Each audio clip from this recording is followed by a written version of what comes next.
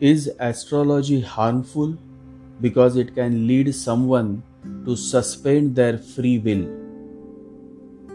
This was the question asked, and today I would like to answer. In this human world, every art, whether it is astrology, hypnosis, or anything else, let this be very clear. Nothing is bad or good in its true sense, and nothing is harmful in the true sense. Understand the fact that the sword is always neutral. The sword can save a woman from a lustful man, and the same sword can also kill. So you see, killing or saving, the sword remains neutral. Then who is the culprit or the one who makes a sword good or bad? It is the man or woman who uses the sword. And so astrology or magic or hypnosis is pure art. A beautiful art that can either make a great difference, positive difference, or negative impact based on who is operating, who is using the sword. Astrology can be harmless and a great savior, just the way a sword can be harmless and a great savior. If you use it wisely, and if you do not make astrology your god, and you realize the fact that astrology is just a small part of this vast universe, and that astrology is not above God, God is above astrology. If you do not make astrology as way of your life, if you live with the fact that God is above astrology and astrology is just a Google map to help you navigate through your life journey, only then you will truly benefit from astrology and not otherwise. Don't blame astrology if you trap yourself too much into the planets and stars. Then you simply go on missing God. You simply miss to realize that God is above astrology. God is above all sorts of magic. Never blame the sword. The sword is always neutral. Everything can be used in a wrong way or in a right way. You can have a sword and you can cut somebody's head. That is not the fault of the sword. The sword is neutral. With your sword, you can prevent somebody from harming a woman, but the sword is absolutely neutral, neither good or bad. Every energy is neutral. People often label everything by categorizing them in a general category. Let me tell you that nothing in this human life can be categorized as general. There is no general rule, not in astrology and not in life too. Just because a certain woman with a certain name turned out to be a mess, an utter mess, doesn't mean all women fall in the same category. Every man and every woman is not equal and not unequal either. Every woman and every man is simply unique, and one can understand and realize the uniqueness in every man and woman only when he himself realizes his own uniqueness.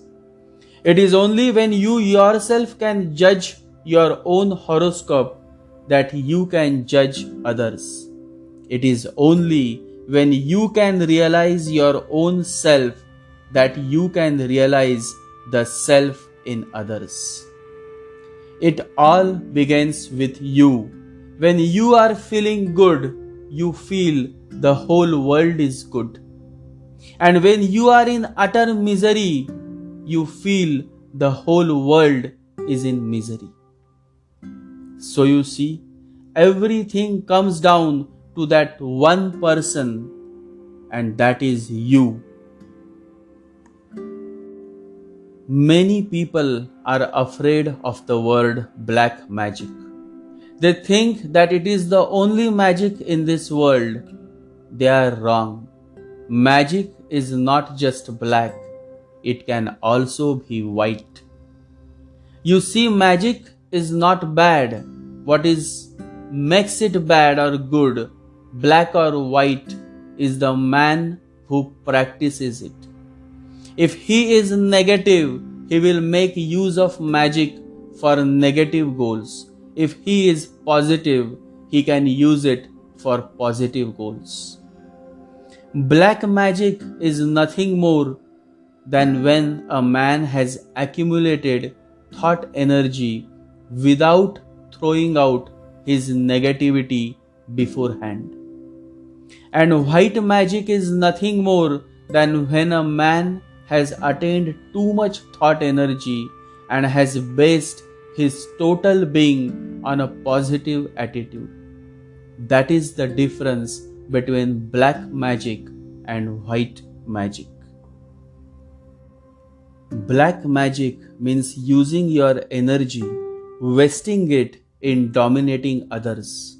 White magic means using the same methods but using your energy in dominating your own life, becoming a master of yourself. Astrology is all about timing. Magic is also all about timing. From the very beginning of time, astrology and magic has been related with each other. So one has to understand that the sword is neutral. What matters is energy and the intention. When I was very young, I was a great fan of the movie Spider-Man, the old series that had some great dialogues. If you watch closely, the superpower is gained by the hero, Peter Parker, as well as the antagonist. So both have superpower, but one uses it for the betterment of the society and the other uses the same power for the destruction of the society. You see, the superpower has absolutely nothing to do with good or bad. Astrology has nothing to do with good or bad. Magic has nothing to do with good or bad. The one who has to do with good or bad is the man who is in action. You all have to decide whether you are Peter Parker or Dr. Otto Octavius. Always remember, with great power comes great responsibility. One has to be aware, one has to be conscious, one has to remain grounded. Always remember, a tree loaded with fruits is always bending. A man loaded with wisdom is always living in humility. In fact, he moves around with absolute no frills and fancies. He is aware. He is engrossed within. Saint Kabir was such a man. Jesus was such a man. Buddha, Mahavira, so many enlightened beings, real gurus, they never show off. They rejoice in their simplicity. Life is beautiful only when you can be simple. Whenever I see that a man is simple, a woman is simple, real simple, and they approach me, I accept them wholeheartedly. Because simple is beautiful. God is found in simple things, simple people, but in such a fake world, very few are simple. The majority is all caught up with many complexities. They are too much in the mind. Yesterday, Mohan came and he said, "You have to wear a certain dress. You have to talk in a certain manner. You have to be like this and you have to be like that." I said, "Why you say so?" Later I realized that it is not Mohan's fault. It is the society. The society forces you and makes you believe that you have to wear a mask because you are expected to behave in a certain manner, to talk in a certain way, to dress in a certain way. You don't have any freedom. Always remember, the society imposes a complete imprisonment on you. From all nooks and corners, this is your slavery and this is your misery. This is your pain and this is your hell. Always remember, death can knock on your door at any time, any place, any moment. One has to accept death when it comes. Death is not bad. One has to accept death as a part of God's will. Do not contemplate on death. It is just an incident in life. Contemplate on God, who is the master of all life. In reality, there is no such thing as free will. There is only one will, and that is God's will. A man who talks a lot about free will is in a real danger. He can mess up, and I have seen many such men and women messing up with their life. And I have also seen some beautiful men and beautiful women who simply have lived their whole life by following God's will. And they have evolved, they have progressed, they have transformed into a beautiful song, a music, a dance. Good is not always God's will, but God's will is always good. Remember this. And so I always suggest that do not rely too much on your free will because you are not yet ready to use your freedom wisely. But intellectual men and women don't understand. They will continue to talk a lot about free will, but they don't know that free will or real freedom is more dangerous than otherwise. People like freedom, but they are fearful also. When the freedom is not there, they think about it. They dream about it.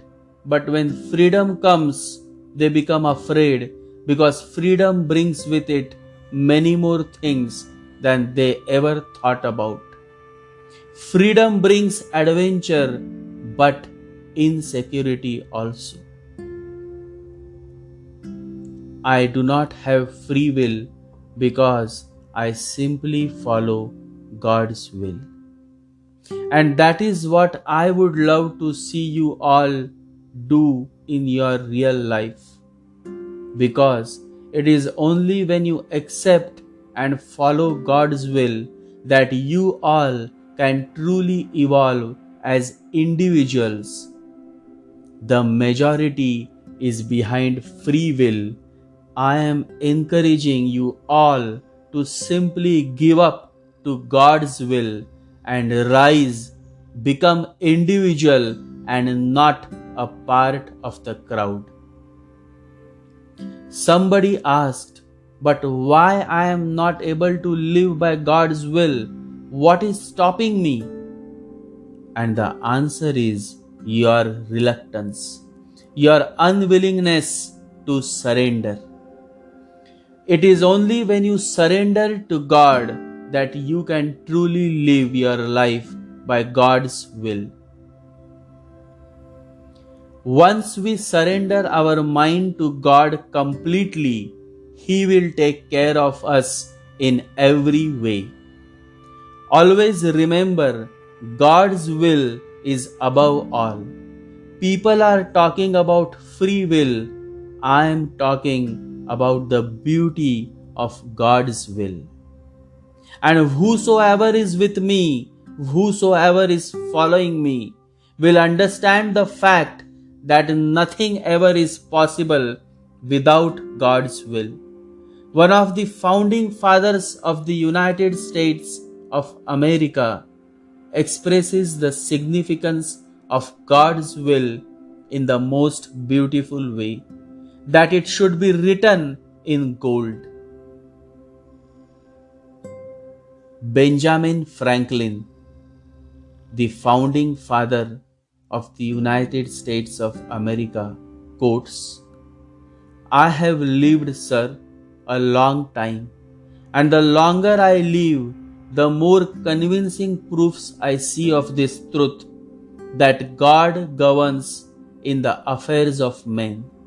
And if a sparrow cannot fall to the ground without his notice, is it probable that an empire can rise without his aid? We have been assured, sir, in the sacred writings that except the Lord build, they labor in vain that build it." I firmly believe this, and I also believe that without His conquering aid, we shall succeed in this political building no better than the builders of Babel. What a beautiful quote from the founding father of the United States of America, Benjamin Franklin. Benjamin Franklin was indeed a great man, a genius, and a great God lover. The life of Benjamin Franklin is in itself an encyclopedia. In fact, the very foundation of today's most powerful nation, the US, is totally based on its strong faith in God. In fact, it is only in the US that every currency note is inscribed with 4 beautiful words: "In God we trust." It feels good to see a country built on faith, a country that has become one of the greatest superpower. You see, God's will matters above all.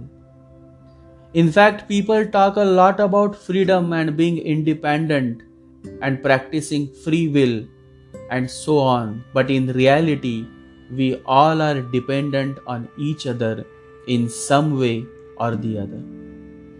As long as we live in a human society, we have to depend on each other. No one can survive as an island. We all are dependent. Someone in the farm fields is working day and night so that we can have food. Someone on the borders is guarding day and night so that we can have a good night's sleep. In every way, we all need each other, and that is what makes this world a beautiful world. Free will is not there, and neither is slavery. Dependence and independence are both false words. They should be dropped completely. They should not be used. The real word is interdependence. I exist in you. You exist in me. The breath that was in me just a moment before has now moved and has gone into you. Just a moment before I could have said, "This is my breath."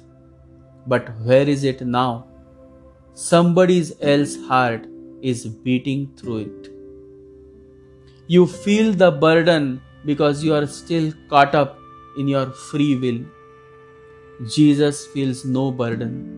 Jesus says, "Come follow me, my burden is light." Because Jesus lives in God's will. Jesus is not saying at all about free will. Jesus is all the time saying and emphasizing on God's will. You all will also start feeling lighter the moment you will suspend your free will and accept the benevolent, compassionate God's will. Then there will be a great transformation within you. Then there will be a song to your life. Then everything around you will be the same, but you will be no more the same. Then life will be no more a misery. This is the way of its happening. This is how it happens when you live your life in total surrender. Krishna says to Arjuna, "Surrender to me." Jesus says to Peter the fisherman, "Follow me and I will make you the fisher of men." Buddha says to Ananda, "Follow me and all your burden will become lighter." And Ananda followed Buddha for 40 years. And when Buddha left his body, Ananda attained enlightenment. Everything is possible. Only a heart that beats with faith is required. Only a heart that is living in surrender is required. Only a heart that can be patient is required. But who wants to listen? People cannot understand, and so the miseries, the many traps, and the many tragedies. Life always gives you a choice. What you choose is what you become. Whom you follow is what you become. What you love is what you become. Love is contagious. Always be conscious of what you love. Love something higher than yourself, something of the higher altitudes. When you bring awareness to your love, something beautiful starts manifesting. Then no matter what falls in your hand, it turns into gold.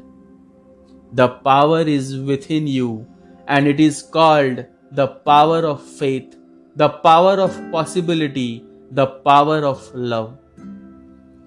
To receive love, first you have to love yourself. Only when the ripple of love forms around you, within you, that it can reach the farthest shores of the planet.